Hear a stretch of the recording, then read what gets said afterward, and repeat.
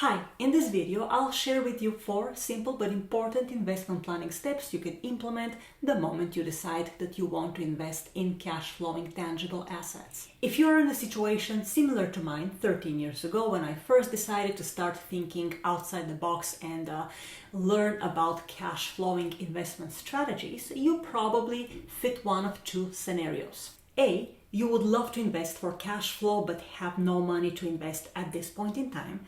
B, you have already set some money aside but don't know how to invest it or where to even start.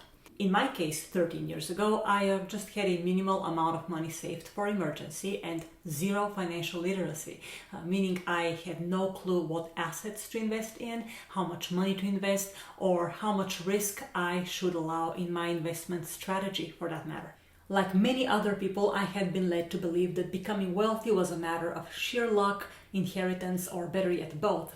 But my thinking changed when I began reading books by successful wealthy individuals who had started from scratch, in some instances significantly poorer than me. So I gradually let myself embrace the idea that building wealth was possible since there were far more than 1, 2, or 3 such success stories.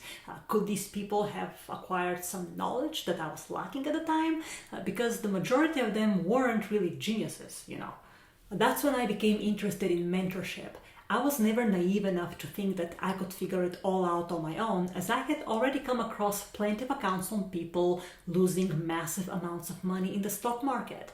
But I decided not to let these stories scare me or deter me from acquiring the knowledge. So here are the 4 basic investment planning steps I implemented while I was a complete beginner that you can implement too. Step 1. Know where not to put your money. The biggest aha moment came once I understood that a 401k was just another excellent way to lose money, not only through a stock market crash, but also through atrocious amounts of cumulative hidden fees that a retiree would have to face once he or she decided to withdraw their retirement money.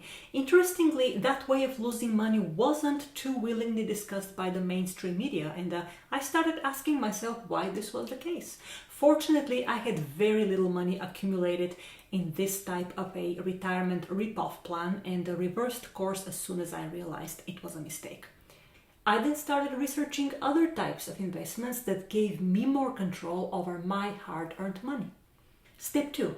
Understand the difference between bad debt and good debt. Bad debt is debt that makes you poorer, like debt from high-interest credit cards. There are other forms of bad debt too, but I'll keep it simple for the purpose of this video. Good debt is debt that makes you richer. It allows the use of leverage to make money, like a rental property that produces cash monthly. If you currently owe money on credit cards, you should put every effort into making this debt disappear, because a high credit score gives you buying power, which is extremely important in investing. Step 3. Develop a highly organized financial plan to save money for financial education and for investing. This is one of the most challenging steps for the many people out there who refuse to keep their spending habits under control. It is not a hard commitment if you have determination, discipline, a clear set of financial goals, and a plan. The good news is determination and discipline can be learned or cultivated. And step 4, research asset classes, subclasses, investment vehicles, and most importantly, seek mentorship or coaching, however you want to call it.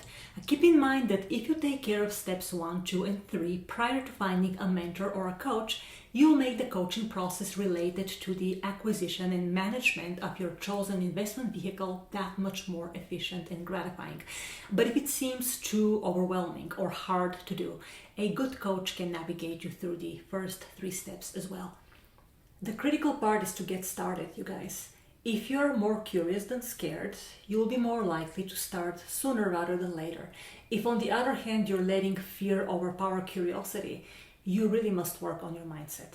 Of course, mindset can also be learned or unlearned, which is why I love coaching and helping people with all of the above challenges, simply because at some point I had them myself and struggled for more than 20 years before I chose to change my life for the better. I hope this video was helpful, and I also hope to see you soon on the other side. Till then.